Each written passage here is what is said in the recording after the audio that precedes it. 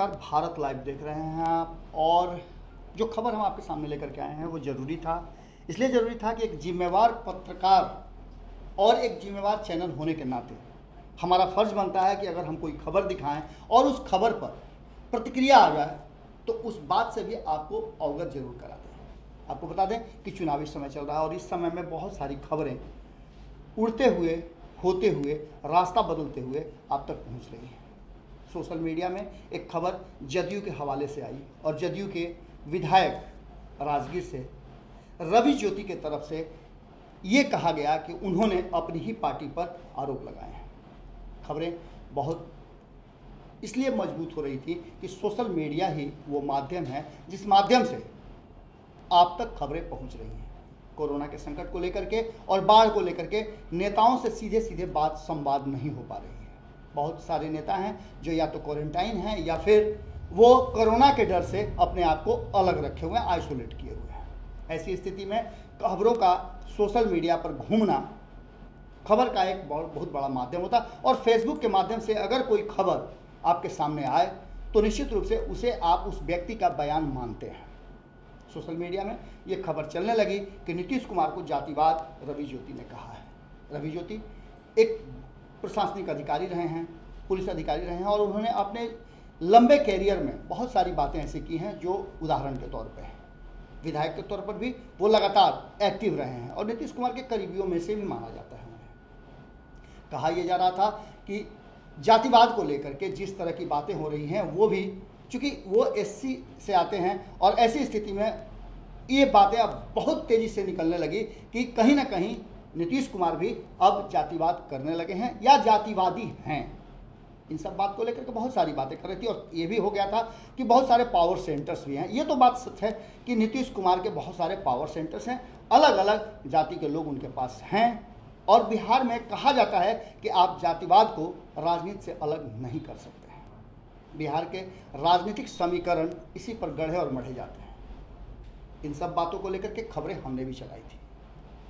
जब खबरें चल गई और सोशल मीडिया पे एक खबर वायरल होने लगी कि नीतीश कुमार के ही विधायक ने नीतीश कुमार पर बड़ा हमला बोला है, उसके बाद से रवि ज्योति से हमने बात करने का प्रयास किया। उनका पक्ष लेने का, खबर चलाने से पहले भी हमने बात करने का प्रयास किया था।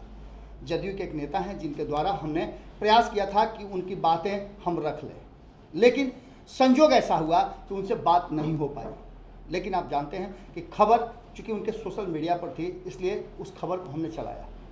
फिर हमारी बात उनसे हुई और जब बात हुई तो उन्होंने कहा कि हम क्या कहें, ऐसा कुछ हमने कहा ही नहीं था। ये सोशल मीडिया का एक पोस्ट था जो 3 साल पूर्व हमने सोशल मीडिया पर कुछ लिखा था जो अचानक से ऊपर आ गया। उन्होंने कहा कि बिल्कुल नहीं, अगर ऐसा होता तो मैं जदयू में होता ही नहीं।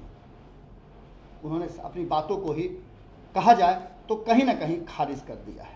हालांकि उनके फेसबुक पर वो पोस्ट था और इसको लेकर के हमने खबरें भी चलाई थी। चूँकि खबर बहुत ज़्यादा अभी के समय में राजनीति जब जमकर हो रही है, चुनावी समर चल रहा है, तो हमने कहा इस बीच में हमें एक बयान भी आया जो रवि ज्योति जी का बताया जा रहा है। रवि ज्योति जी ने अपनी ही बातों को किस तरह से खारिज किया है, आप खुद उनकी बात में सुन लीजिए। वैसे टेलीफोनिक बात भी हमारे साथ उनकी हुई है और उन्होंने यही बातें जो आप सुन रहे हैं उसको दोहराया है।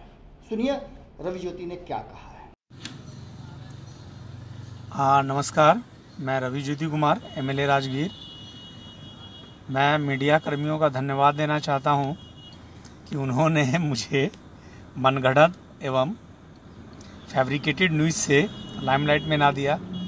मैं अनुरोध करना चाहता हूं उन लोगों से कि कृपया ये न्यूज़ वो किनके स्टेटमेंट पे चलाएं। मेरा उनसे नम्र निवेदन है कि कम से कम मेरा भी तो स्टेटमेंट ले लिया जाता।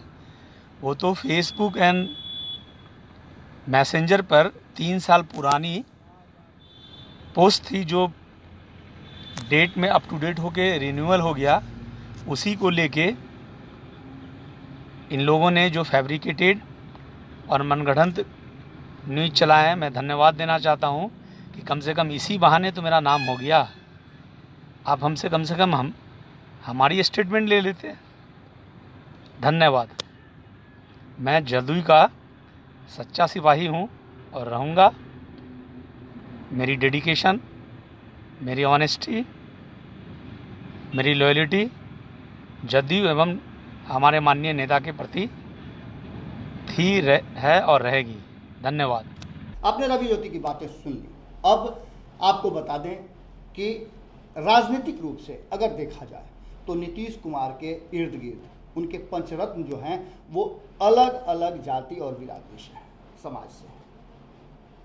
जिस तरह की बातें चल रही हैं, जिस तरह का माहौल है, उसमें रवि ज्योति की बात छोड़ दीजिए। रवि ज्योति ने तो अपनी बातों को वापस ले लिया, लेकिन बहुत सारे ऐसे नेता हैं जो भीतर खाने में इस बातों की चर्चा करते हैं कि नीतीश कुमार तक पहुंचने नहीं देने वाले में जो पंचरत्न उनके हैं या फिर उनके इर्द गिर्द जो लोग हैं वो अहम भूमिका निभाते हैं और उन्हीं का पावर चलता है। यानी कि कहीं ना कहीं नीतीश कुमार का जो पहले ऑरा था, जो पहले उनकी छवि थी, जो पहले उनसे सीधे मुलाकात हो जाया करती थी, अब मुश्किल है, क्योंकि पावर सेंटर अलग अलग डिवाइड हो गए हैं और अलग अलग जातियों के नेता उनके इर्द गिर्द बैठते हैं।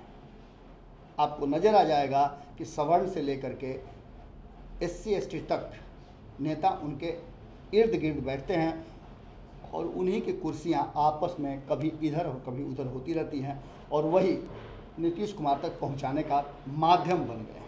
अब क्या है हकीकत, ये तो चुनाव में पता चलेगा। और चुनाव में खास करके जब टिकट की मारामारी चल रही हो और विधायक संशय की स्थिति में हो कि उनका क्या होगा, तो ये सब बातें तो आएंगे ही, उठेंगी ही और हम खबरों के माध्यम से दिखाएंगे।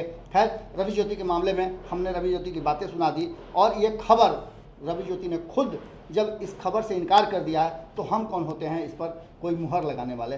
देखते रहिए भारत लाइव। खबरों का सिलसिला लगातार जारी है और हम अपनी जिम्मेवारी के साथ आप तक खबरें पहुंचाने का मादा रखते हैं। नमस्कार। बढ़ाएं अपना कदम सक्सेस की ओर शिखर करियर इंस्टीट्यूट के साथ। शिखर करियर इंस्टीट्यूट पूर्वी भारत में एकमात्र कोचिंग संस्थान जो एक्सक्लूसिवली है मेडिकल एंट्रेंस एग्जाम के लिए।